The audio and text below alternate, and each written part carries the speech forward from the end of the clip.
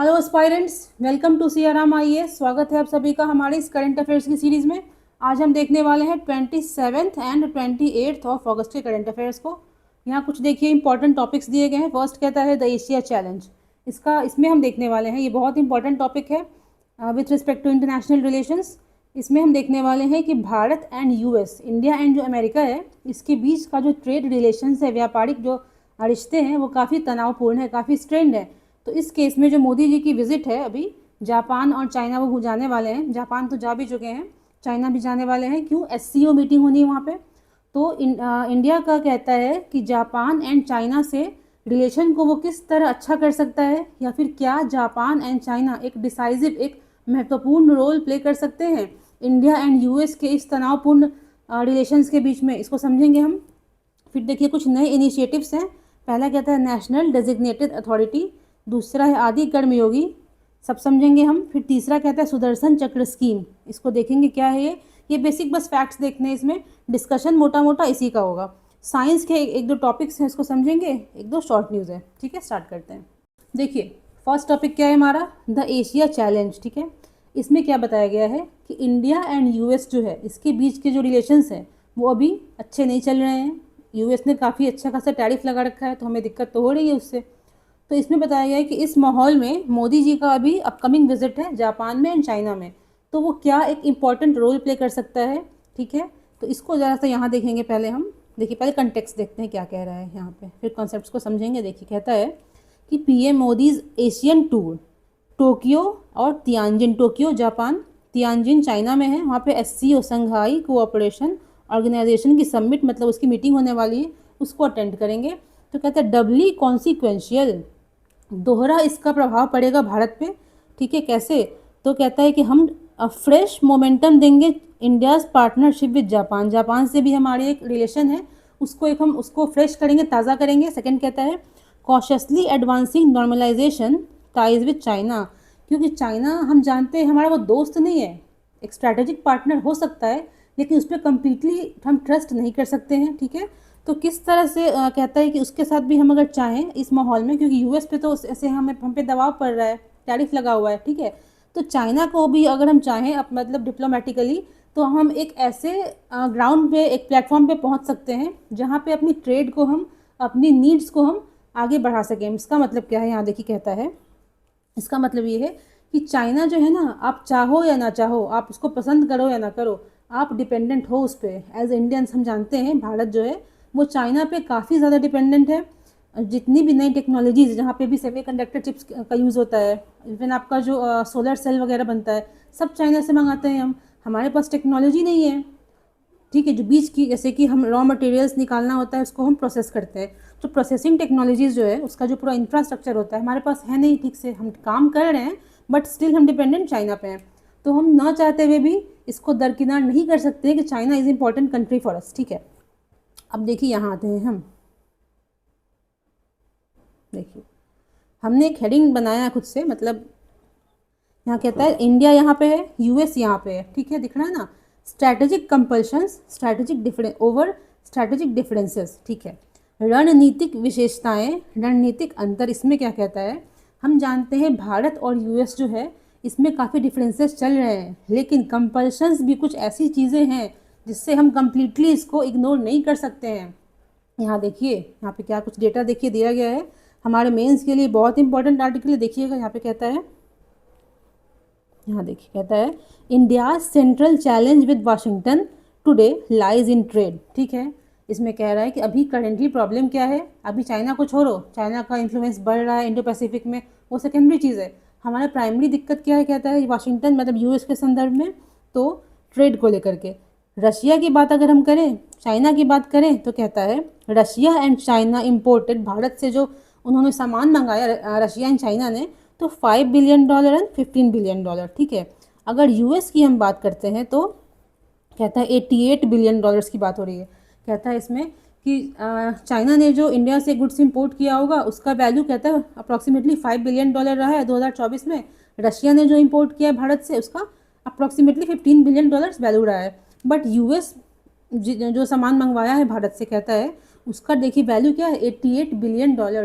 तो ये बात तो कहना गलत नहीं होगा कि हम चाह के भी कम्प्लीटली अगर चाहे कि यूएस से हम ट्रेड ही बंद कर दें, हम सारा सामान चाइना भेज रहे हैं, रशिया भेज रहे हैं, अदर कंट्रीज़, तो संभव नहीं है, हमें दिक्कत होगी। ठीक है, अब देखिए यहाँ पे कहता है, यहाँ देखिए, अब देखिए अलग एस्पेक्ट पे आ रहा है, कहता है वो तो यूएस की बात हो गई, अब चाइना पे हम आते हैं। कहता है India's manufacturing industries remain dangerously vulnerable to China. कहता है कि हम जानते हैं, कॉमन सब ये हर कोई जानता है कि हमारा जो भी हमारे पास ना देखिए रॉ मटेरियल्स हैं, हम चीज़ों को रिज़ल्ट वाले फेज़ में यूज़ भी कर रहे हैं, बट जब बात आती है प्रोसेसिंग की, रॉ मटेरियल्स को उस रूप में बनाना जो कि हमारी इंडस्ट्रीज़ में यूज़ हो सके, उस चीज़ का हमारे पास उस चीज़ की कमी है, उस चीज़ की जो इंफ्रास्ट्रक्चर है वो हमारे पास नहीं है, टेक्नोलॉजी नहीं है। ठीक है, अब यहाँ थोड़ा सा देखिए आते हैं हम,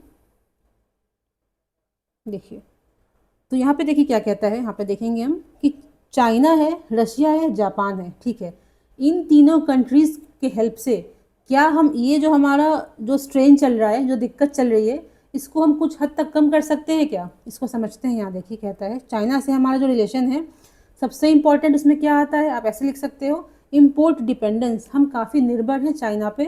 ठीक है, हम सामान काफ़ी मंगवाते हैं वहाँ से, और बेसिकली आगे बढ़ने के लिए जो हमको आत्मनिर्भर बनना है, उसके लिए जो टेक्नोलॉजी चाहिए हम चाइना से मंगाते हैं। रशिया की जहाँ तक बात देखिए कहता है, तो controversial role with energy security. Controversial का मतलब क्या है, इसमें कहता है कि एक कारण तो बताया गया है ना यूएस के द्वारा कि आप रशिया से ऑयल ले रहे हो, उस पैसे से रशिया वॉर को फंड कर रहा है यूक्रेन से। ठीक है, तो यहाँ पे कहता है कि ये एक कंट्रोवर्सी क्रिएट कर रहा है। रशिया इज़ आवर फ्रेंड, हम जानते हैं वो सब अपनी जगह है, बट जब फॉरेन पॉलिसी की बात करते हैं हम, तो फ्रेंड और दुश्मन नहीं होता है, वहाँ देखते हैं कि हमारी ज़रूरत क्या है, उसको कोई फुलफ़िल कर पा रहा है कि नहीं।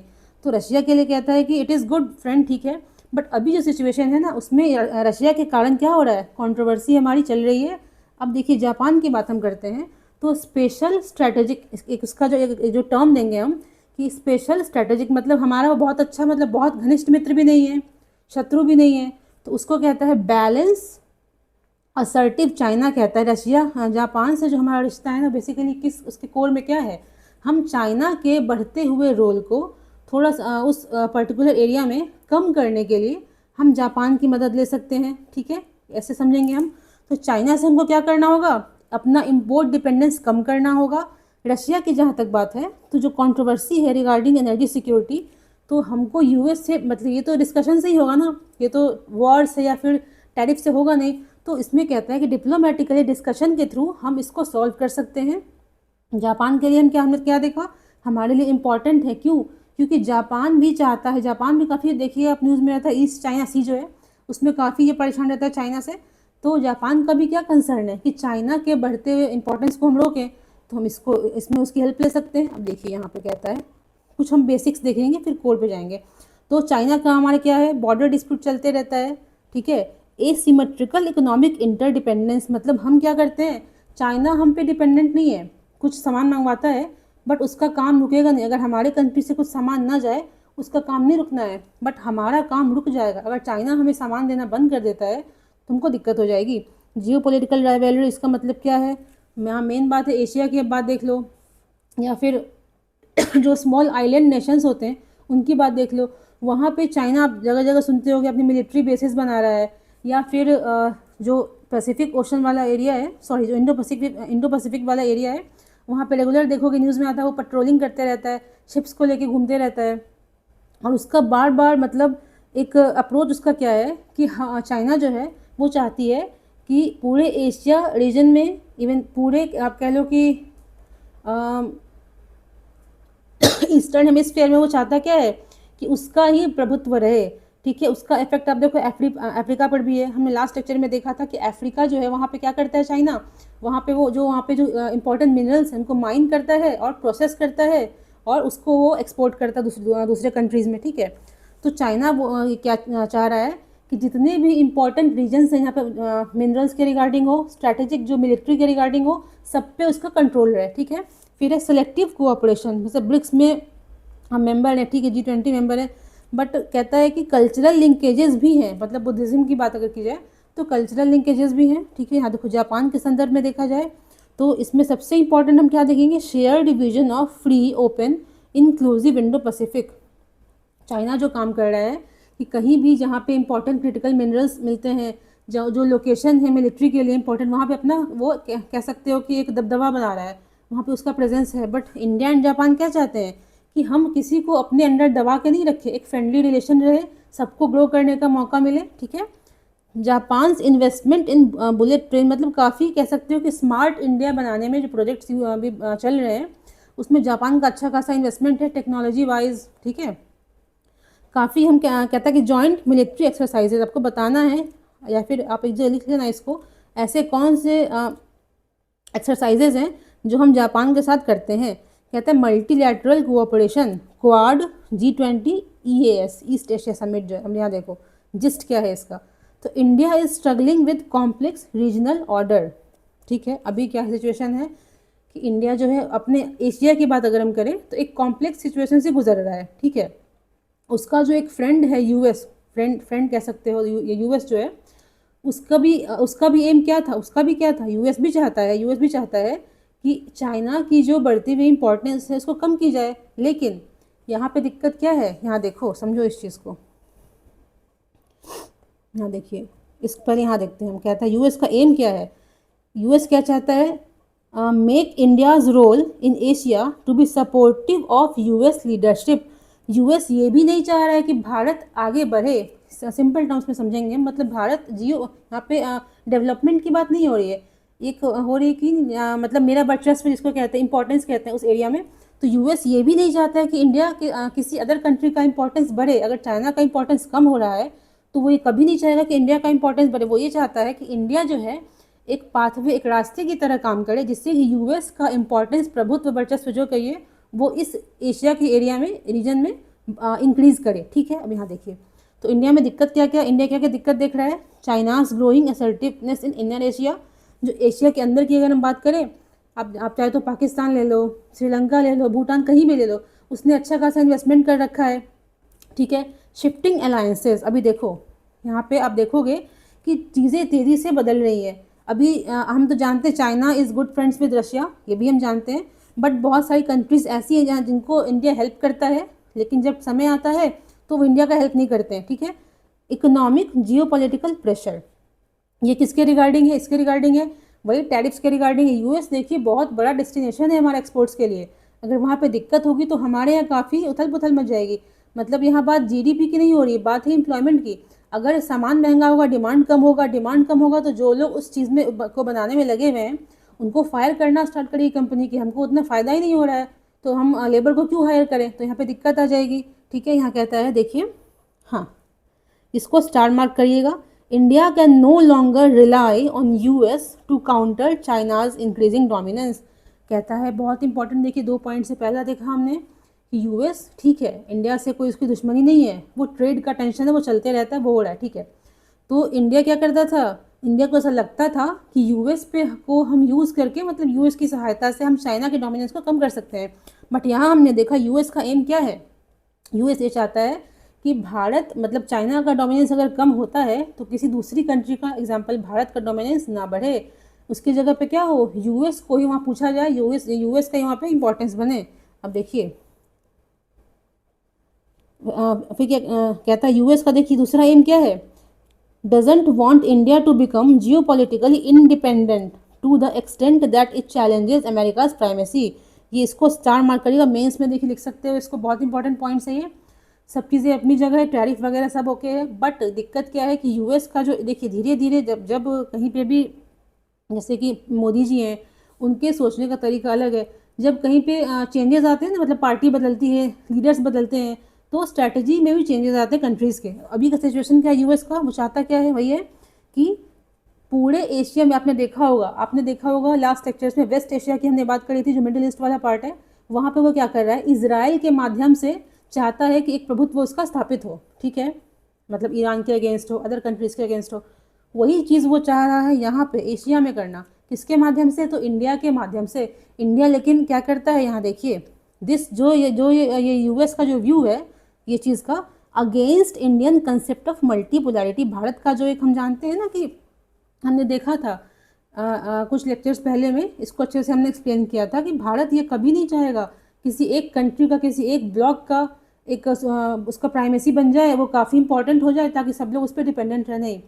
तो यूएस जिस प्रकार से वेस्ट एशिया में इसराइल की मदद से अपना एक इम्पोर्टेंस कायम करना चाह रहा है, ऑलमोस्ट किए भी हुए हैं, लेकिन वहाँ भी उसको दिक्कत किससे है? रशिया से हो रही है, चाइना से हो रही है। तो सेम चीज़ चाहता है यूएस पूरे एशिया में कि भारत की मदद से, जो इधर वाला ईस्ट एशिया वाला पार्ट है, साउथ एशिया वाला जो पार्ट है, वहाँ पे इंडिया की मदद से क्या करे, वो अपने आप को स्टैब्लिश कर पाए। ठीक है, तो कहता है कि चाइना पे तो देखिए हम कम्प्लीटली डिपेंडेंट इंपोर्ट के लिए हैं, बहुत चीज़ें हैं, लेकिन उसको हम दोस्त के रूप में, एक ट्रस्ट वर्दी पार्टनर के रूप में उसको नहीं देख सकते हैं। अब जापान की बात करते हैं तो बैलेंसिंग पार्टनर, जापान का हम जानते हैं स्ट्रॉन्ग टाइज है यूएस से भी, इंडिया से भी। ठीक है, कहता है शेयर्ड कंसर्न्स, एक ही उसका कंसर्न है चाइना से रिलेटेड। फिर कहता है सपोर्ट्स मेक इन इंडिया। अब ये देखिए, ये डिस्कशन वाला पॉइंट है। कहता है कि जापान जो है it will help in long run, हाँ लॉन्ग रन की बात हो रही है, to decrease our dependence on China and USA. हम यूएस पर डिपेंडेंट क्यों हैं? हमारे एक्सपोर्ट्स के लिए, एक्सपोर्ट्स के लिए, क्योंकि हम हमारा जो जैसे कि सर्विसेज है, मतलब आईटी सर्विसेज जो हम देते हैं, जो हमारे कितने सारे देखिए एम्प्लॉयज़ हैं वो बाहर काम करते हैं यूएस में। गुड्स की बात करें वहाँ भी हम डिपेंडेंट है यूएस पे। हम चाइना पे डिपेंडेंट क्यों हैं? इंपोर्ट्स के लिए। यूएस पे डिपेंडेंट हम एक्सपोर्ट्स के लिए, चाइना पे डिपेंडेंट है इंपोर्ट्स के लिए। ठीक है, तो इन दोनों का जो हमारी जो निर्भरता है उसको कम कर सकता है जापान। कैसे? अब देखिए, तो यहाँ देखिए बहुत इंपॉर्टेंट टर्म है लॉन्ग रन। तो यहाँ पे लॉन्ग रन की बात हो रही है, तो ऐसा मत समझिए कि ओवरनाइट एकदम मोदी जी जापान गए और कुछ बदल जाएगा, नहीं, ऐसा कुछ नहीं होगा। तो कहता है कि in short run immediately we can not replace China with Japan. ठीक है, जापान के पास टेक्नोलॉजीज़ है, सेमीकंडक्टर बनाता है, वो भी सब कुछ वो करता है, लेकिन हम चाहें कि ओवरनाइट अगर हम चेंज कर ले अपनी अपनी पॉलिसीज़ को और हम चाइना को छोड़ के जापान से सामान को मंगवाने लग जाएं, वो नहीं हो पाएगा। क्यों नहीं होगा? तो चाइना हैज़ चीपर प्रोडक्ट्स, सबसे बड़ा फैक्टर, में घाटा लगेगा, पैसा ज़्यादा देना पड़ेगा। Japan is specialized in final products. ठीक है, जापान जो चीज़ें मतलब बेसिकली बनाता है ना, वो कहता है कि फाइनल गुड्स बनाता है। हमें क्या चाहिए? इंटरमीडिएट गुड्स, जो बीच के सामान होते हैं। ठीक है, वो चाहिए होता है। Japan is basically specialized in final goods. ठीक है, Japan will help in building our domestic base. तो जापान हमें किस चीज़ में हेल्प करेगा? आत्मनिर्भर बनने में, लंबे समय में हमें टेक्नोलॉजीज़ दे सकता है वो, धीरे धीरे हम सीखेंगे उससे। ठीक है, लेकिन तुरंत जो हम सोच लेंगे कि ऐसा कुछ हो जाए, वो चीज़ नहीं हो पाएगी। अब देखिए थोड़ा सा यहाँ आते हैं हम, कुछ देखिए इंपॉर्टेंट लाइन्स हैं, उसको समझेंगे हम। यहाँ देखिएगा,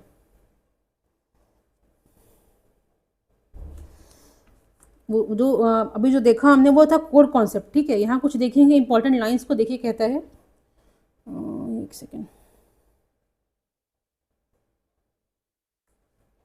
देखिए यहाँ पे हमने क्या देखा था कि चाइना पे डिपेंडेंट है हम। ठीक है, अब देखिए कहता है कि neither make in India nor current campaign to buy swadeshi will quickly enhance Delhi's strategy. कहता है इंडिया अगर चाहे तो ओवरनाइट तुरंत से चाइना पे अपना डिपेंडेंस कम नहीं कर सकता है, समय लगता है उसमें। उसके लिए वो किसको खोज रहा है, किसको देख रहा है? जापान को देख रहा है। अब देखो, रशिया की बात करता है, Russia's role in India's energy sector.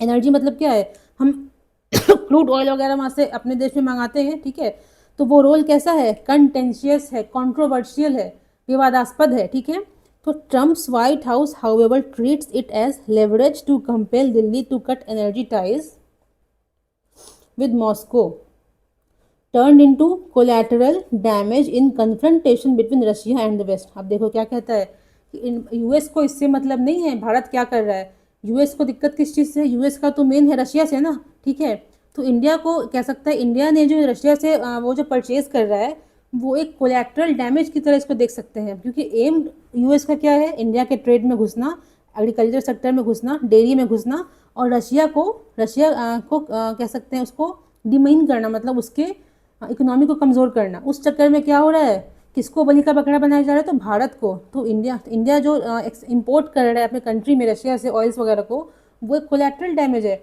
वो यूएस का इंटेंशन है ही नहीं। ठीक है, अब देखिए द एससीओ, शंघाई जो कोऑपरेशन ऑर्गेनाइजेशन है, is often portrayed as inner Asian club. ठीक है, बहुत अच्छी बात है। कहते हैं इनर एशियन मतलब जो बेसिकली जो मूल रूप से एशियन कंट्रीज़ हैं वो इसके मेंबर्स हैं।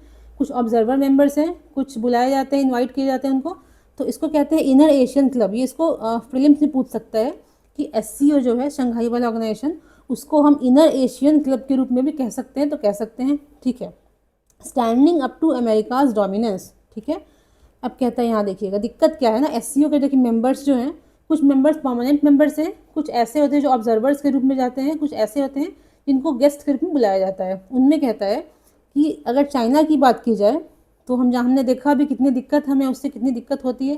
पाकिस्तान की बात की जाए उससे तो खैर हम जानते ही हैं, उसको डिस्कस करने की ज़रूरत नहीं है। अब देखिए कहता है एससीओ है ना, अनविलिंग टू सेंसर पाकिस्तान, मतलब पाकिस्तान हम जानते हैं टेरर बेस के रूप में जानते हैं, जितने भी आतंकवादी हमले होते हैं इंडिया में पाकिस्तान से कराए जाते हैं, बट एससीओ जो है उसको मानने को तैयार नहीं है। ठीक है, कहता है इंडिया ने क्या किया है, चाइना का बेल्ट रोड जो इनिशिएटिव है उसको भी अपने यहाँ लागू करने से मना कर दिया है। तो चाइना से हमारे टर्म्स अच्छे नहीं हैं, पाकिस्तान से भी अच्छे नहीं हैं। अब देखिए अगर टर्की की बात करें, अजरबैजान की बात करें, वो पाकिस्तान के क्लोज मित्र हैं। ठीक है, ये सभी मतलब याद ये सभी जो है ना ये ऑब्जर्वर मेंबर्स हैं। ठीक, मेंबर किसी मतलब किसी रूप से ये इन्वॉल्व है एससीओ में। तो टर्की जो है, अजरबैजान जो है पाकिस्तान के क्लोज एलाइज हैं, मित्र हैं। ठीक है, एक तो ये दिक्कत हो गई। अब कहता है कि देखो बांग्लादेश के अलावा, भूटान के अलावा कहता है अफगानिस्तान है, ऑब्जर्वर मेंबर है, Maldives, Myanmar, Nepal, Sri Lanka well associated with SCO. यहाँ पे क्या कह रहा है, जितना भी देखिए नाम लिए गए, मालदीव्स है, म्यांमार है, नेपाल, श्रीलंका वगैरह जो है, आप देखोगे कि चाइना का एक अच्छा खासा प्रोजेक्ट वहाँ पे चल रहा है, काफ़ी उसने पैसा वहाँ पे इन्वेस्ट कर रखा है। ठीक है, अब कहता है दिक्कत देखिए और बता रहे हैं कि सार्क, हम जानते हैं कि 2014 के बाद से सार्क जो है साउथ एशियन वाला जो संस्था है उसकी मीटिंग नहीं हुई है। 14 के बाद से सार्क की कोई मीटिंग नहीं हुई है। तो एशिया में अगर देखा जाए तो सबसे इम्पोर्टेंट कौन सी संस्था बचती है, एससीओ बचती है, जहाँ पे जो मेंबर्स हैं, जो गेस्ट हैं, वो उनमें मैक्सिमम ऐसे मेंबर्स गेस्ट हैं या फिर जो पार्टीज़ हैं जिनका भारत से टर्म अच्छा नहीं है। ठीक है, यही बताना चाह रहा है यहाँ पे। Through these initiatives, Beijing is defining itself as South Asia's most consequential external power and benign benefactor। भाई कह रहा है इसमें कि चाइना देखिए बहुत सारे हथकंडे अपना रहा है, पैसा खर्च करना, मिलिट्री बेस बनाना, मतलब बहुत चीज़ें हैं जिससे कि वो चाहते हैं कि इस एरिया साउथ एशिया जो वाला जो क्षेत्र है ना वहाँ पे वो काफ़ी अच्छा, उसको मतलब इंपॉर्टेंस दी जाए, सब लोग उस पर डिपेंडेंट हो जाए इस तरह से।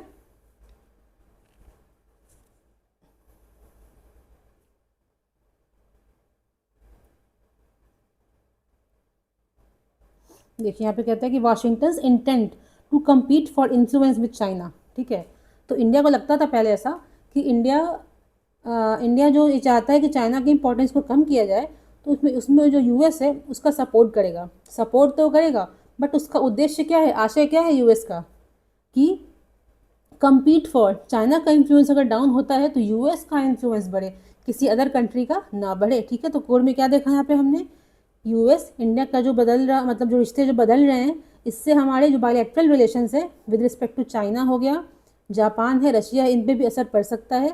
हमने ये भी देखा कि किस प्रकार से हम इन जापान को एक कह सकते हो स्ट्रैटेजिक पार्टनर के रूप में यूज़ करके चाइना पर जो हम इम्पोर्ट डिपेंडेंट हैं उसको हम रिड्यूस कर सकते हैं, यूएस पर जो हम एक्सपोर्ट डिपेंडेंट हैं उसको हम रिड्यूस कर सकते हैं। ठीक है, आगे देखते हैं। देखिए नेक्स्ट क्या कहता है, centre finalises national designated authority to kick start carbon markets. ठीक है, हम समझते हैं क्या है ये।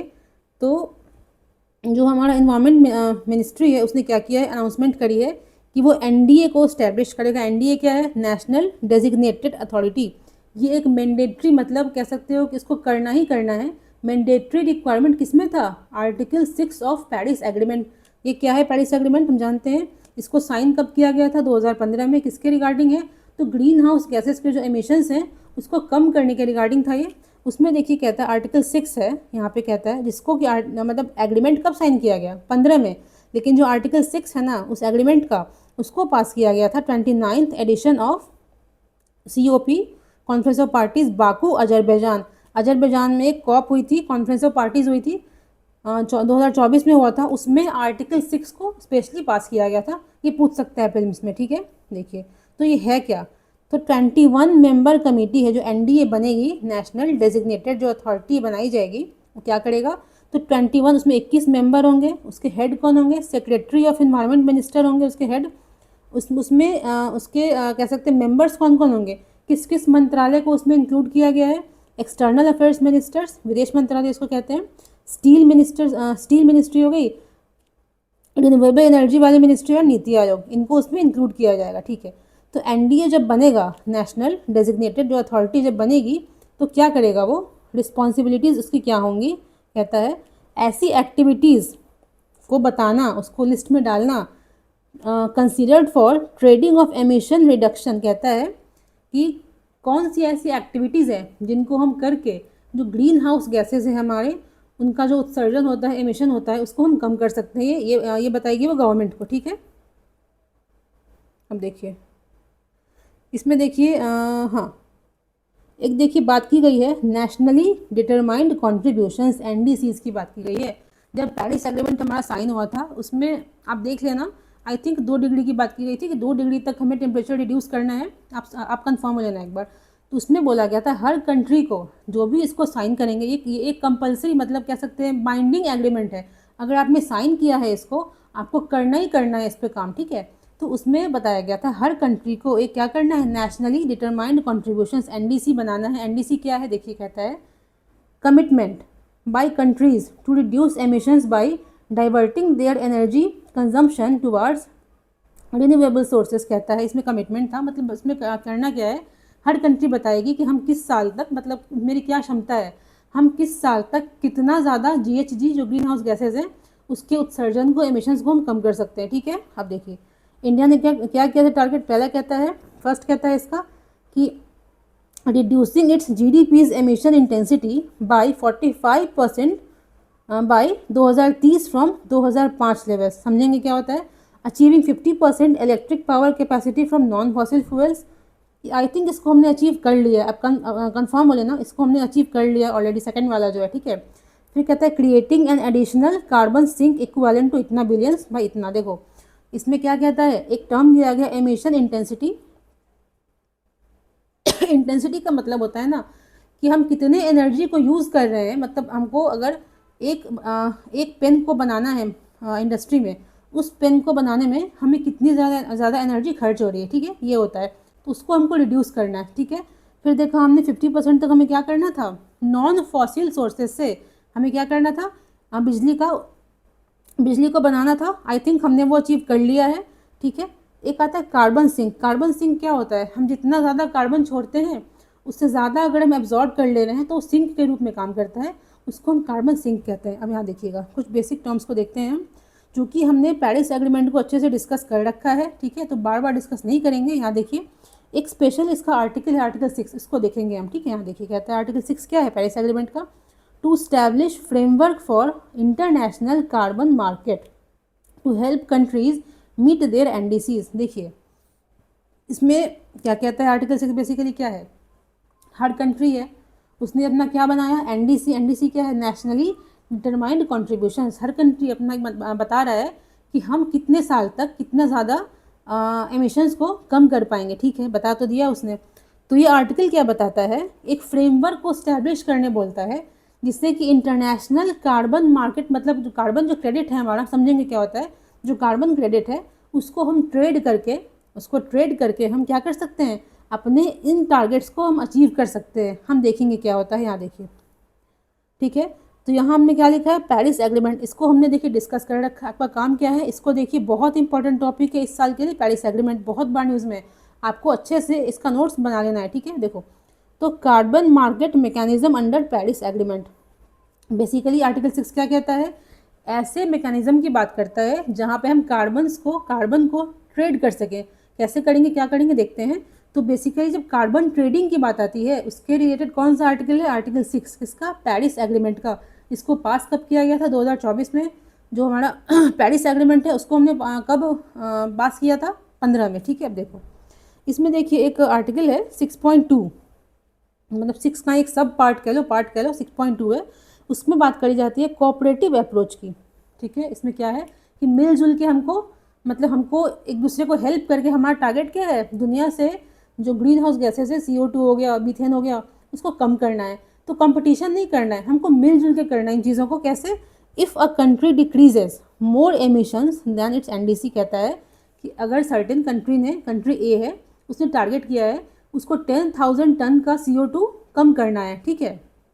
एग्जाम्पल देख रहे हैं, उसने अगर 12,000 टन कम कर लिया तो 2,000 टन तो उसके पास एक्स्ट्रा हो गया ना। वही यहाँ पे कहता है if a country decreases more emissions then its NDC target it can sell the extra deductions in form of surplus carbon credit to other country which is struggling to meet its target.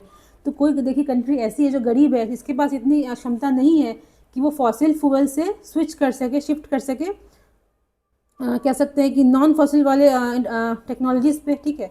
तो कोई country ऐसी है जो काफ़ी उसने अच्छे से अपने सब कुछ डेवलप कर रखा है, वो क्या कर रही है, जितना उसका टारगेट है एनडीसी में उससे ज़्यादा ही वो एमिशंस को घटा ले रही है, कम कर ले रही है।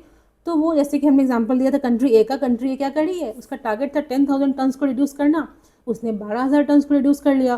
तो एक्स्ट्रा जो 2,000 टन्स है ना, उसके वो क्या करेगा, यहाँ देखिए कहता है उसका वो क्या हो गया, सरप्लस कार्बन क्रेडिट हो गया। हम समझेंगे क्या होता है, व्हाट इज़ कार्बन क्रेडिट हम समझेंगे।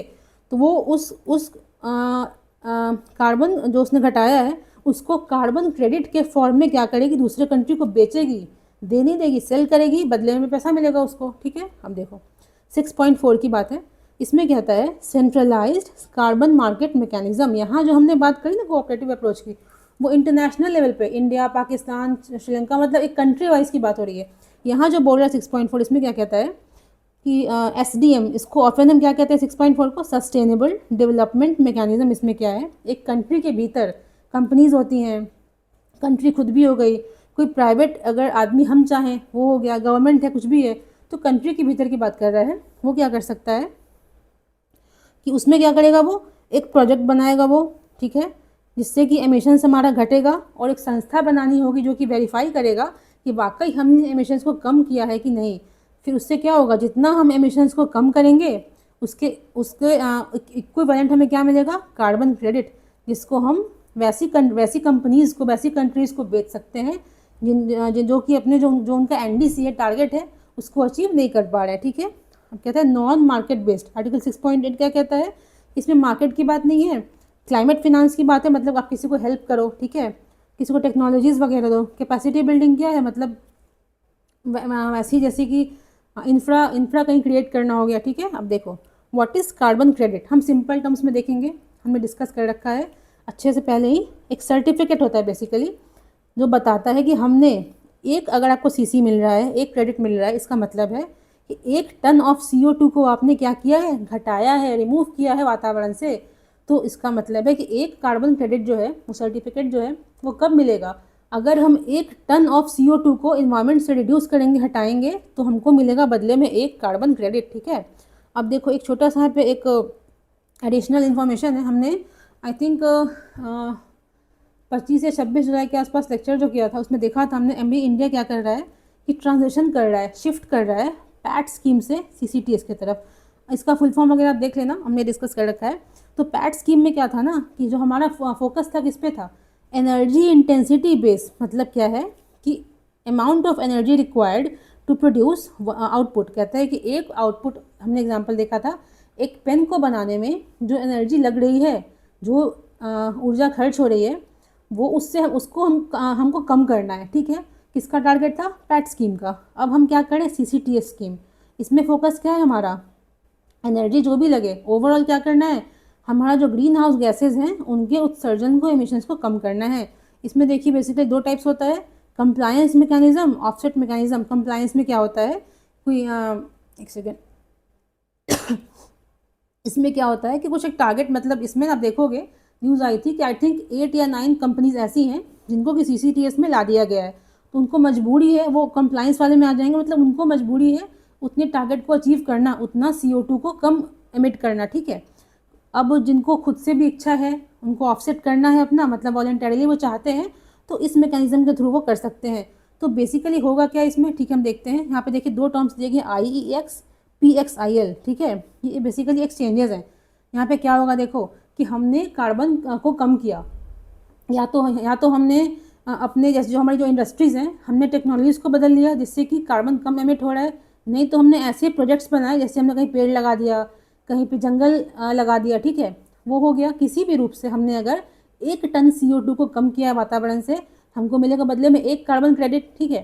तो अगर हमारा टारगेट था कि हम 10,000 टन CO2 को कम करें, हमने कर लिया कितना कम, 12,000 टन। तो जो एक्स्ट्रा 2,000 टन है ठीक है। उसको हम क्या करेंगे, हमारा सरप्लस है वो 10,000 टन तो टारगेट था हमारा, वो तो हमारा बैलेंस हो गया। जो एक्स्ट्रा हमने घटाया है 2,000 टन को, उसको हम इसमें ऐड कर देंगे इन एक्सचेंजेस पे। और जिसको चाहिए होगा, ठीक है, या तो कंप्लायंस वाले हो, वॉलंटरी खुद की इच्छा से करने वाले हो, इस मार्केट से, इस प्लेटफॉर्म से वो उस क्रेडिट को परचेज कर सकते हैं। ठीक है, यही बात थी। आगे देखते हैं। देखिए नेक्स्ट टॉपिक क्या कहता है हमारा, आदि कर्मयोगी इनिशिएटिव। ये क्या है समझेंगे हम। देखिए यहाँ पे कंटेक्स्ट दिया गया है इसका, कि जो ट्राइबल अफेयर्स मिनिस्ट्री है, मंत्रालय है, उसने इसको स्टार्ट किया है। इसके देखिए बेसिकली आप इसको पढ़ लेना, कुछ खास डिस्कशन का है नहीं इसमें। इसमें देखिए बेसिकली क्या है ना, इसका दो अप्रोच है। पहला क्या है कि पार्टिसिपेटरी अप्रोच, दूसरा है प्रॉब्लम सॉल्विंग अप्रोच। पहला क्या है, पार्टिसिपेटरी अप्रोच, दूसरा है प्रॉब्लम सॉल्विंग अप्रोच। पार्टिसिपेटरी में कहता है, हम जानते हैं कि जैसे कि सेंट्रल गवर्नमेंट है, स्टेट गवर्नमेंट है, लोकल गवर्नमेंट्स होती हैं, तो अगर हम सरकार बनाने में हो, मतलब किसी रूप से अगर हम पार्टिसिपेट नहीं करेंगे तो हमारी प्रॉब्लम्स को गवर्नमेंट तक कौन पहुंचाएगा, कोई नहीं। तो कहता है कि पहला अप्रोच क्या है इसका, कि ट्राइबल्स ऐसे कुछ एक्टिविटीज़ कराई जाए जिससे कि ट्राइबल्स भी पार्टिसिपेट करें। ठीक है, मतलब उनकी, जिससे कि उनका जो प्रॉब्लम्स है वो मेन चैनल तक, सरकार तक पहुँचे। सेकेंड कहता है प्रॉब्लम सॉल्विंग अप्रोच। ठीक है, इसमें कहता है कि एक, जैसे कि होता है ना कि कुछ अगर दिक्कत है, कुछ समस्या है, कोई डिस्प्यूट है, तो किस प्रकार से उसको हम सॉल्व कर सकते हैं बिना कह सकते हैं कि बिना एक सेकेंड बिना कोर्ट कचहरी, मतलब बिना कहते हैं लीगल चैनल पे गए हुए। अब कोई बड़ा ऐसा कुछ मर्डर हो गया तब नहीं, सिंपल चीज़ों की बात कर रहा है। छोटे मोटे जो डिस्प्यूट्स होते हैं आपके, जो आपको जैसे कि दिक्कत है, अगर आपको दिक्कत है ज़मीन की, पेड़ लगाने की, तो आपको मतलब एक ऐसी टेंडेंसी को डेवलप करना कि आपस में मिलजुल के हम उस कुछ चीज़ों को सॉल्व कर सकें। यहाँ पे क्राइम की बात नहीं हो रही, क्राइम हो गया तो हम खुद से सॉल्व कर ले रहे, नहीं, बेसिक चीज़ों की बात हो रही है। अगर कहीं पे कोई कम पढ़ा लिखा है, ठीक है, मान लीजिए कहीं पे अशिक्षा ज़्यादा है किसी एक एरिया में, यहाँ ट्राइबल्स की बात हम कर रहे हैं, तो उनको इस तरह से समझाना, अगर कोई पढ़ा लिखा है उसका उस ग्रुप में, तो वो बाकी लोगों को पढ़ा सकता है। ठीक है, मतलब इसका ये मतलब नहीं कि स्कूल खोलना बंद हो जाए, नहीं, एक एग्जाम्पल दे रहे हैं कि इसमें दो अप्रोचेस की बात करेंगे। पहला पार्टिसिपेटरी अप्रोच, इसमें क्या कहता है कि आपकी बातों को सरकार तक पहुंचाया जाए, इसमें आपका भी एक रोल होता है, तो किस प्रकार से उनके पार्टिसिपेशन को, भागीदारी को बढ़ाया जाए। दूसरा कहता है प्रॉब्लम सॉल्विंग अप्रोच, आपकी जो प्रॉब्लम है अगर आप उसको अपने स्तर तक सॉल्व कर सकते हो, आपको करना चाहिए। यहाँ पे क्राइम की बात नहीं हो रही है। ठीक है, तो ये कुछ इनिशिएटिव्स हैं, इसको देखिएगा। आगे बढ़ते हैं। ये देखिए एक इम्पॉर्टेंट, देखिए आपको बात बतानी है। अभी न्यूज़ में चल रहा है काफ़ी आर्टिकल 200, आर्टिकल 143 बहुत चल रहा है न्यूज़ में। ठीक है, तो आप क्या करना, आपको अगर इच्छा आपकी हो, अगर तो 24 जो हमारा लेक्चर है 24 जुलाई का, आप उसको प्लीज़ देख लेना। काफ़ी अच्छे से हमने इन दोनों आर्टिकल्स को डील किया है, बहुत ही डीप कॉन्सेप्ट्स को बताया गया है इसमें। क्योंकि आर्टिकल जो 143 है ना, ये न्यूज़ में तो रहता है, बट इसको अच्छे से हम समझ नहीं पाते हैं, इसका कोड क्या है, इसमें क्या होता है क्या नहीं होता है। प्रीलिम्स में आई थिंक ऐसा मेरा मानना है कि नेक्स्ट ईयर यूपीएससी के प्रीलिम्स में इन दोनों आर्टिकल से क्वेश्चंस आ सकता है। ठीक है, आगे देखते हैं। देखिए नेक्स्ट न्यूज़ क्या कहता है, ये काफ़ी शॉर्ट न्यूज़ है, इसको बेसिक हम फैक्ट्स देखेंगे। तो एक नाम दिया गया यहाँ पे, देखिएगा, न्यू वर्ल्ड स्क्रू वॉर्म। ये क्या है, इसको समझेंगे हम। ये बेसिकली ह्यूमन फ्लैश ईटिंग एक पैरासाइट है, जिसको यूएस में देखा गया है, मतलब डिस्कवर नहीं किया गया है, लेकिन बहुत टाइम बाद देखा गया है। ठीक है, देखते हैं थोड़ा बेसिक फैक्ट्स को। यहाँ देखिएगा ये क्या है, तो ब्लू ग्रे कलर के होते हैं। Blow fly typically found in south America and Caribbean, इस एरिया में पाए जाते हैं। तो ब्लो फ्लाई को मक्खी मत समझिएगा, जिसको हम हाउस फ्लाई कहते हैं। हाउस फ्लाई मक्खी होती है नॉर्मल, जो देखते हैं घर में हम, या कहीं भी, मतलब जहाँ गंदगी होती है वहाँ देखते हैं। तो ब्लो फ्लाई जो है ना, काफ़ी बड़ी साइज़ में, काफ़ी बड़ी होती है। ठीक है, इसको ब्लो फ्लाई कहते हैं हम। देखिए कहता है कि फीमेल्स जो होती हैं वो एक्स अंडे देती हैं, कहाँ पे, ओपन वुंड्स और अदर एंट्री पॉइंट्स। कहते हैं या तो आपके बॉडी में कोई घाव हो गया है वहाँ पे अंडे देंगी, नहीं तो जैसे कि कान का ये छेद होता है, नाक का छेद है, यहाँ पे एग्स ले अंडे दे सकती हैं। ठीक है, वार्म ब्लडेड एनिमल्स, कहता है कि जो भी वार्म ब्लडेड एनिमल्स हैं उनके, कहता है जहाँ पे बॉडी में कोई छेद है या फिर घाव है, वहाँ पे वो एक्स ले कर सकती हैं। कहता है humans are targeted rarely, humans को वो टारगेट बहुत कम करती हैं, लेकिन यूएस में जो केस आया था, इसमें ह्यूमन का केस भी आया है। ठीक है, अब कहता है कि जब वो एक्स, वही मतलब बता रहा है मैकेनिज्म क्या है, जब वो अंडे देती हैं घाव पे, तो उससे क्या होगा, और ज़्यादा जो स्क्रू वॉर्म्स पैरासाइट्स हैं अट्रैक्ट हो जाएंगे उससे, उसको और ज़्यादा नुकसान पहुंचाते हैं। वहाँ पे वो कहता है कि इन्फेक्शन काफ़ी ज़्यादा फैल जाता है, और उस घाव से, उस जो एंट्री पॉइंट है वहाँ से इंपॉर्टेंट टिश्यूज़, इंपॉर्टेंट ऑर्गन्स पे भी इन्फेक्शन पहुँच सकता है। ठीक है, सिम्टम्स कह रहा है भाई, वुंड्स, सोर्स, जो कि घाव मतलब वैसे घाव जो भर नहीं रहे हैं, एक सिम्टम होता है इसके इन्फेक्शन का। ठीक है, तो बेसिक से शॉर्ट न्यूज़ था, आगे देखते हैं अब हम। देखिए ये हमारा अगला टॉपिक है, ये भी शॉर्ट न्यूज़ है। इसमें कहता है यहाँ बात करी गई है सुदर्शन चक्र मिशन की। जो हम जानते हैं मोदी जी ने अभी जो 15 अगस्त का सेलिब्रेशन हुआ था, वहाँ पे उन्होंने अनाउंस किया था, ऐसे मिशन को लॉन्च करने की बात करी गई थी। इसमें कहता है कि सुदर्शन चक्र मिशन क्या development of robust infrastructure processes for detection, acquisition, neutralization of enemies air vectors. मतलब जो एयर के माध्यम से कोई हमला करता है हम पे, तो उसको हम पता लगा पाएँ, उसको वहीं पे ध्वस्त कर दें, मतलब हमको उससे दिक्कत ना हो। तो ऐसा एक सिस्टम बनाने की बात कर रहे हैं। जहाँ पे देखिए इंपॉर्टेंट हम देखेंगे इस चीज़ को, यहाँ पे इंपॉर्टेंट है एक दिया हुआ रण संवाद। रण संवाद दिख रहा है ना, रण संवाद जो 25 में हुआ है। A first of its kind tri service dialogue, मतलब आर्मी नेवी मिलिट्री जो होती है उसके बीच में एक डायलॉग हुआ है, फर्स्ट टाइम हुआ है, इसलिए इंपॉर्टेंट है। नाम क्या दिया गया है, रण संवाद, ध्यान रखिएगा। कहता है कहाँ पे, तो आर्मी वार कॉलेज मऊ में इसको किया गया है। अब देखिए सुदर्शन चक्र जो अभी बनेगा ना, मतलब जब अभी तो बना नहीं, बनेगा, वो क्या होगा, कंट्रीज ओन आयरन डोम या गोल्डन डोम। किससे इसको कंपेयर किया जा रहा है, इजराइल के एयर डिफेंस सिस्टम से इसको कंपेयर किया जा रहा है। ठीक है, अब कहता है इसमें होगा क्या, a system to protect India strategic civilian and nationally important sites, मतलब ऐसे जो महत्वपूर्ण कोई जगह है उसको बचाना। ठीक है, तो मोदी जी ने बोला था 10 साल की बात करी थी कि मतलब 35 तक बोला था उन्होंने कि इसको हम इम्प्लीमेंट कर देंगे, मतलब बन के रेडी हो जाएगा ये। ठीक है, इसमें देखिए क्या कहता है कि मल्टी लेयर्ड नेटवर्क सिस्टम रहेगा जो कि इंडिया को इंडिया के वाइटल जो जैसे कि न्यूक्लियर प्लांट है हमारा, कुछ वैसे इंपॉर्टेंट जगह हैं, उनको बचाएगा किसी न किसी हमले से। ठीक है, यहाँ पे कहता है कि जो हमारे सरकारी ऑर्गेनाइजेशन है वो उसमें पार्टिसिपेट करेंगे, जो हमारे प्राइवेट सेक्टर से उनको भी पार्टिसिपेट करना पड़ेगा, खुद से तो हो नहीं पाएगा। तो इसमें देखिए इसमें कहता है ग्राउंड, एयर, मैरीटाइम, अंडर सी, स्पेस, सेंसर, कहता है जितने भी पॉसिबल टाइप के जो खतरे जहाँ से आ सकते हैं, स्पेस से, लैंड से हो, समुद्र के भीतर से हो, समुद्र के ऊपर से हो, स्पेस से हो, कहीं से किसी प्रकार का कुछ मतलब हमला हो सकता है, उसको ये रोक पाएगा। कब तक बन जाएगा, 2035 तक। ठीक है, आगे देखते हैं। देखिए नेक्स्ट न्यूज़ क्या कहता है, scientist discover quadruple star system. ठीक है, इसको समझेंगे हम, इसमें कुछ डिस्कशन वाली चीज़ नहीं है, बस समझना है, प्रीलिम्स में पूछ सकता है। तो a team of scientist has discovered, क्या डिस्कवर किया उन्होंने, rare quadruple star system. Quadruple क्या होता है, जहाँ पे 4 चीज़ें एक साथ काम कर रहे हो।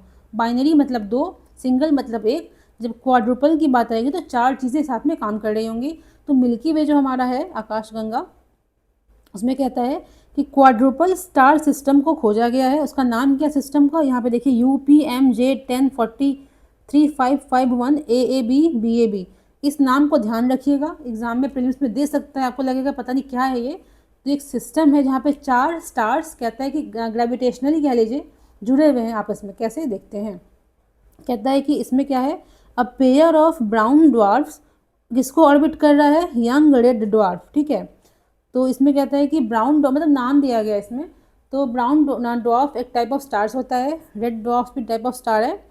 तो दो स्टार्स कैसे हैं, ब्राउन ड्वार्फ कैटेगरी के हैं, 2 स्टार्स कैसे हैं, रेड ड्वार्फ कैटेगरी के हैं, दोनों ऑर्बिट कर रहे हैं, दोनों ग्रुप में ऑर्बिट कर रहे हैं। ठीक है, यहाँ देखिए, तो यहाँ देखिए बात करेंगे हम ब्राउन ड्वार्फ्स की। ब्राउन ड्वार्फ्स जो होता है curious celestial bodies that share similarities with stars and planets, कहता है इसको देखिए हम फेल्ड स्टार्स भी कहते हैं। ब्राउन ड्वार्फ्स जो होते हैं उनको हम फेल्ड स्टार्स भी कहते हैं, मतलब वो कुछ हद तक प्लैनेट्स की तरह भी होते हैं, कुछ हद तक स्टार्स की तरह भी होते हैं, ना तो वो कम्प्लीटली प्लैनेट्स हैं, ना तो कम्प्लीटली स्टार्स होते हैं। तो क्या टर्म दिया गया है, फेल्ड स्टार्स कहता है। यहाँ देखिएगा कि जब जो उनके बनने की प्रक्रिया होती है वो स्टार्स की तरह होती है। ठीक है, लेकिन कहता है कि उनके पास इतना मास नहीं होता है कि वो फ्यूज़न रिएक्शन को कंटिन्यू कर सकें। ओके, देखो एटमॉस्फेयर की बात की जाए तो सिमिलर किसके तरह होता है, यहाँ पे ये भी देखिए इंपॉर्टेंट फैक्ट है, जुपिटर एंड सैटर्न का जैसा एटमॉस्फेयर रहता है उससे मिलता जुलता एटमॉस्फेयर किसका रहता है, ब्राउन ड्वार्फ स्टार्स का।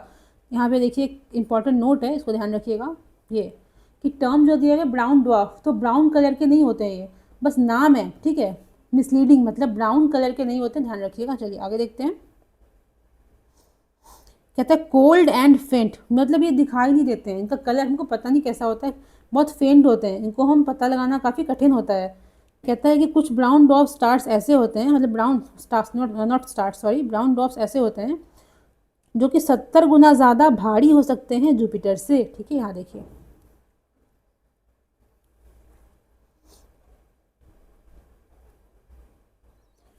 कहता है इसमें कहता है कि चूंकि वो फेंट होते हैं, उनको देखना खोजना आसान नहीं होता है, तो टिपिकली क्या करते हैं हम कि वो बेसिकली ना किसी मतलब उनका कोई साथी तारा ऐसा होता है, कॉम्पेनियन कोई स्टार होता है जिसको वो ऑर्बिट करते होते हैं, और जिस स्टार को वो ऑर्बिट करते हैं वो काफ़ी ब्राइट होता है, तो हम उसके कंपेनियन स्टार को खोजते हैं, जिससे कि हमें ब्राउन स्टार का पता चलता है। ठीक है, sorry, not brown star, it is brown dwarf, ना तो स्टार है ना तो प्लानट है। ठीक है, कहते हैं brown dwarf is a part of multiple system with a brighter star, chances are they were formed out of same material. Simple सी बात है कि अगर आप ऑर्बिट कर रहे हो कोई चीज़ को, तो कह सकते हैं कुछ हद तक चांसेस है कि आप बने होगे किसी एक चीज़ से, और किसी न किसी कारण से आपकी जो ग्रेविटी है वो फंस गई हो। ठीक है ना, आप ग्रेविटेशनली फंस गए हो, आप ऑर्बिट कर रहे हो। ठीक है, एक चीज़ देखिए जो दिखना है हमें, जो हमारा सन, अगर एग्ज़ाम में एक स्टेटमेंट देता है, सन हमारा कैसा है, सिंगल्टन स्टार है। ठीक है, वो किसी अदर स्टार को मतलब ऐसा फॉलो नहीं कर रहा है, सन हमारा सिंगल्टन स्टार है। ठीक है, एक और देखिए, एक कॉन्सेप्ट था, हाँ यहाँ ये देखिएगा कि most common type of stars, Milky Way जो गैलेक्सी हमारा है उसमें क्या होता है, यंग डॉर्फ्स, मतलब काफ़ी यंग स्टार्स होते हैं। मतलब आप ना अभी तो एक्सपैंड हो रहा है ना वो चीज़, तो नए नए स्टार्स बन रहे होते हैं, तो यंग टाइप के जो स्टार्स होते हैं ना, वो हमारे कॉमन कहाँ होते हैं, मिल्की वे गैलेक्सी में। ठीक है, आगे देखते हैं अब। देखिए एक चीज़ देखिए मिस हो गया यहाँ बताना, यहाँ पे कि हमने देखिए दो टर्म्स को देखा, स्टार्स एंड ड्वार्फ्स। ठीक है, तो स्टार्स हम जानते हैं यहाँ पे फ्यूज़न रिएक्शन होते रहते हैं, काफ़ी चमकते हैं वो। जब ड्वार्फ्स की बात करते हैं ना, तो आप मान के चलो, आप समझने के लिए, कि जो फेंटेड मतलब फेंट स्टार्स होते हैं, जो कि एक मोटा मोटा देखा जाए तो, जो कि फ्यूज़न रिएक्शन को कैरी नहीं कर पाते हैं, ठीक है, अपने कोर में, उनको हम बेसिकली ड्वार्फ्स कहते हैं। ठीक है, आगे देखते हैं। देखिए लास्ट टॉपिक हमारा आज का है, कहता है मैपिंग द मार्जिन। इसमें देखिए कंटेक्स्ट क्या है इसका, कि अभी जो हमारा अपकमिंग सेंसस है जो होने वाला है, उसमें ये बात करी गई है, एक रिक्वेस्ट करी गई है कि जो हमारे PVTGs हैं ना, पर्टिकुलरली वल्नरेबल ट्राइबल ग्रुप्स जो हैं, उनके सेंसस को अलग से किया जाए। ठीक है, तो अगर ऐसा किया जाता है, अगर इस रिकमेंडेशन को माना जाता है, तो कहता है यहाँ पे देखिए, if this is done, it will be first time that PVTGs are enumerated specially since the category was introduced। तो कहता है कि जब से इस कैटेगरी को लाया गया है यूज़ में, तब से फर्स्ट टाइम ऐसा होगा जब इनका सेंसस जो है अलग से किया जाएगा। अगर ऐसा किया जाता है तो यहाँ देखिए कहता है, अभी रिसेंटली 75 PV, मतलब 75 क्या है, पर्टिकुलरली वल्नरेबल ट्राइबल ग्रुप्स हैं, 18 स्टेट्स में हैं, एक यूटी में है। ठीक है, तो कहता है यहाँ पे फर्स्ट टाइम, कहता है कि जो ढेबार कमीशन है, हमने पढ़ा है इसके बारे में, ढेबार कमीशन है, इसकी रिपोर्ट आई थी 1961 में। ध्यान रखिएगा, ढेबार कमीशन की रिपोर्ट क्या कब आई थी, 1961 में। किसके रिलेटेड है ये, PVTGs के संबंधित है।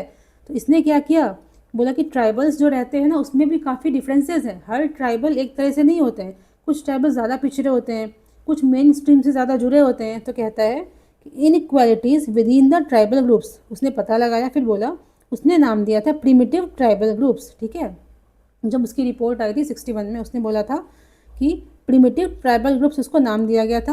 और 1973 में कहता है कि 4 ऐसे कंडीशंस, 4 ऐसे क्राइटेरिया बताए गए जिससे कि हम पता लगा सकते हैं कि इनको हम प्रिमिटिव ट्राइबल ग्रुप्स बोलेंगे। क्या था उसमें, pre agricultural level of technology, मतलब जो मतलब आप समझो ना, जैसे कि खेती किस चीज़ से हो रही है, वो बेसिकली टूल्स, जो बेसिक टूल्स होते हैं ना, उसको यूज़ कर रहे हैं। ट्रैक्टर का यूज़ कुछ नहीं हो रहा है, मतलब बेसिक टूल्स का यूज़ करें खेती करने के लिए। फिर लो लेवल लिटरेसी और शिक्षा काफ़ी होना है। इकोनॉमिक बैकवर्डनेस, अब शिक्षा नहीं होगी, टेक्नोलॉजी नहीं होगी, तो ऑब्वियसली आर्थिक रूप से पिछड़ापन तो होगा ही। डिक्लाइनिंग या स्टैगनेंट पॉपुलेशन, उनकी जो जनसंख्या है उस पर्टिकुलर ग्रुप की, या तो वो उतनी ही बनी हुई है, नहीं तो घट रही है। फिर 2006 में क्या किया गया, हमने जो हमारा जो टर्म था प्रिमिटिव ट्राइबल ग्रुप, उसको हमने बदल के क्या कर दिया, पर्टिकुलरली वल्नरेबल ट्राइबल ग्रुप्स। ठीक है, तो 61 में कमीशन आई, ढेबार कमीशन, उसमें बताया गया कि सभी ट्राइबल्स जो होते हैं वो एक समान नहीं होते हैं, कुछ डिफरेंसेस होते हैं। उसमें उन्होंने क्या नाम दिया, प्रिमिटिव ट्राइबल ग्रुप्स। 73 में क्या होता है, 4 जो क्राइटेरिया हैं उसको बताया गया कि इनके आधार पे हम डिसाइड करेंगे कौन से हमारे जो ट्राइबल्स हैं वो प्रिमिटिव ग्रुप में आते हैं। फिर 2006 में क्या होता है, उनका नाम बदल के क्या कर देते हैं हम, PVTGs, particularly vulnerable tribal groups. ठीक है, यहाँ देखिए। अब देखिए 2023 में कहता है कि एक स्कीम आई थी, हमने अच्छे से देखिए पढ़ रखा है इसके बारे में, PM जनमन, प्रधानमंत्री जनजाति आदिवासी न्याय महाअभियान। ये बेसिक जो फैसिलिटीज़ है, मतलब हेल्थ के रिगार्डिंग है, रोड्स, जो एजुकेशन है, जो बेसिक जो सुविधाएं होनी चाहिए एक इंसान को, वो किसको मिले, PVTGs को। इसके लिए स्कीम लाई गई थी PM जनमन। तो जब हम कहते हैं कि हमने इसको पढ़ रखा है, आप समझो कि इंपॉर्टेंट स्कीम हो जाती है। आप इसको देखो अच्छे से, ठीक है। ये देखिएगा, एक छोटा सा देखिए नोट है कि अभी जो PVTGs है ना, सबसे ज़्यादा पार्टिकुलरली वल्नरेबल ट्राइबल ग्रुप्स कहाँ पाए जाते हैं, तो उड़ीसा में। ठीक है, और इसमें यहाँ देखा था हमने कि 18 स्टेट्स में है, एक UT में है, तो अंडमान एंड निकोबार। ठीक है, तो आज के लिए देखिए इतना ही। Thank you.